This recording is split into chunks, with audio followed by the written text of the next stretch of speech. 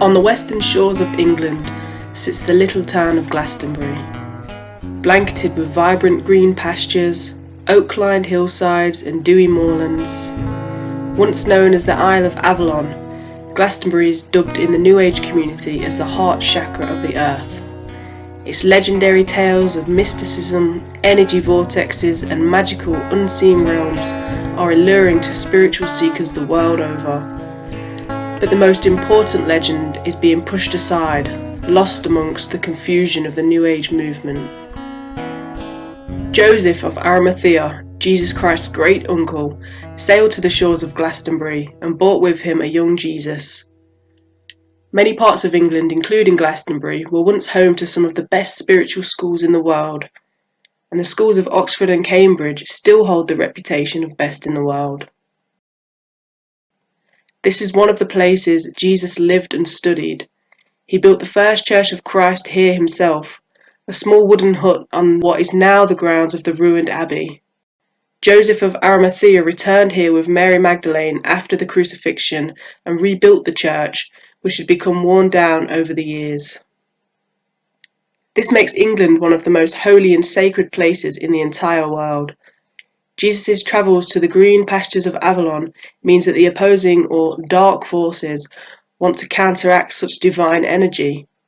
After all, being the heart chakra of earth and being blessed by the Christ feet himself, the town certainly makes a perfect location for utilizing such special energies and vortexes. This energy can be tapped into to bring about change in the world, for both good and bad, depending on who is using it.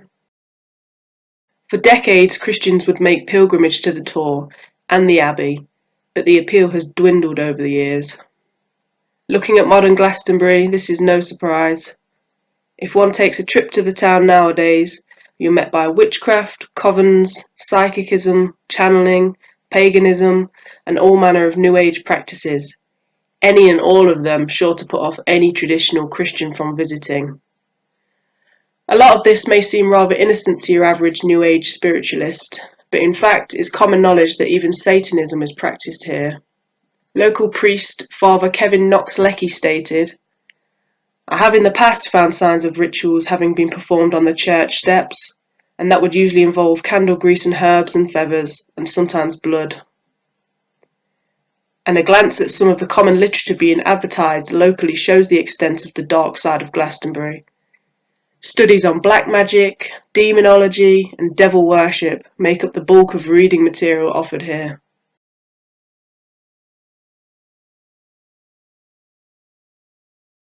Dark symbology covers the town, including a not-so-inviting owl effigy greeting visitors of the sacred abbey. The owl is a symbol of Moloch, or the devil, and used openly by the cabal. There is absolutely no reason for it to be outside the entrance to the abbey. Conversations with locals and stories of those who have passed through paint an even darker picture, with some claiming that the entire town, including shops and the council, is run by the Masonic Lodge. It may seem a far-fetched narrative, but when you consider that this is one of the most holy places in the entire world, it isn't entirely illogical to see why the Dark Lodge want to keep things under their control.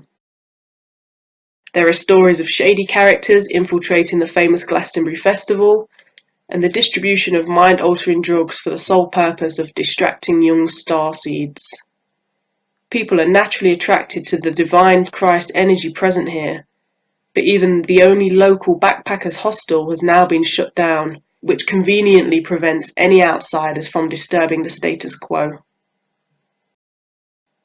There is a spiritual war happening in this mysterious little town, a battle between dark and light, good and evil, and with the dominance of the New Age movement, which is highly influenced by Satanism, the truth about some of the most holy land in the world, once home to Jesus Christ himself and his beloved wife Mary Magdalene, is quickly being quashed. If the knowledge of Jesus' life in Glastonbury is to be kept alive, we must turn our attention to him and move away from the distractions that have been brought in to muddy the waters. Christ was here, there is no doubt about that, and Glastonbury is truly one of the most sacred, divine, and holy places in the world.